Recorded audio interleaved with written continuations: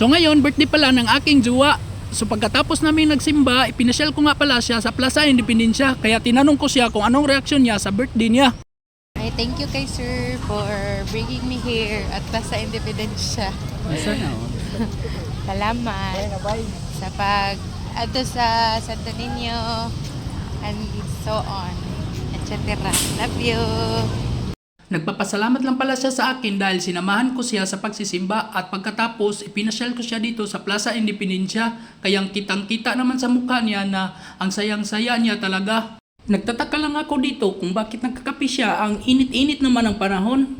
Kaya makikita niyo sa paligid walang katao-tao dahil sa sobrang init ng panahon. Kaya may nakikita pala akong magjuwa dyan. Ang sweet-sweet niya talaga. Kaya nag-request siya sa akin na isayaw mo din ako. Kaya napapasabi tuloy ako sa kanya na hindi ako marunong sumayaw.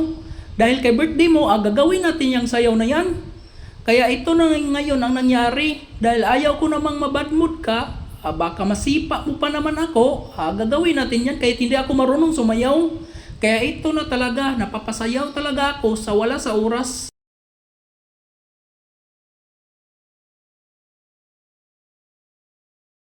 Pagkatapos naming namasyal, may request na naman siya sa akin. Akala ko, isa lang yung request niya. Yun pala yung request niya. Doon pala kami kakain sa Jollibee. Yun yung sabi niya. Kaya ang sabi ko, wag na tayong kakain sa Jollibee dahil sobrang magastos talaga. Kaya sinabihan ko siya na bumili na lang tayo na 2 kilong manok at saka ako na ang magluluto. Buti na lang pumayag siya. Dahil birthday mo naman ngayon, lulutuan kita ng specialty ko sa pagluluto ng manok. Kaya ang ginawa ko ditong pagluluto ko is chicken apritada. Ito yung specialty ko para sa kanya. Kaya dito, nagumpisa na pala ako sa pagluluto dahil gusto na niyang matikman yung specialty ko para sa kanya. Konti lang pala yung handa namin ngayon.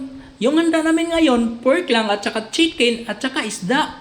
At konti lang yung handa namin, masayang-masaya naman siya sa ginagawa ko. At saka masayang-masaya talaga siya dahil kapiling niya ako ngayon. At saka masayang-masaya na din ako dahil kapiling ko siya ngayon. Yun yung importante dito. Yung masayang-masaya kayong dalawa ba? Di ba?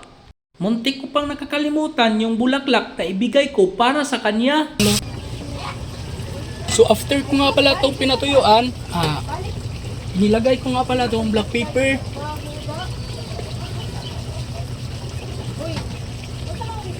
At saka pepper din to.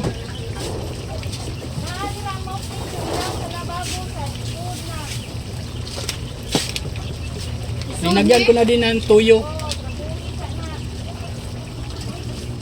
Kunti lang. At saka hindi mawawala yung suka natin. Ito. Ito yung kabilin-bilinan ng lola ko. Sukang halaga sa buhay mo. Kaya kunti lang din dahil sobrang maasim kasi ito eh.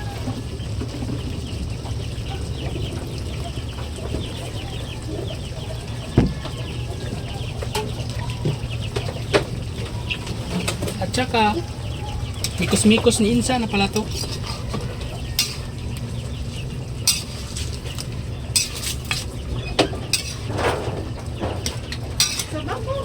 Kasi reveal mo na yung my birthday. Ito pala yung my birthday ngayon.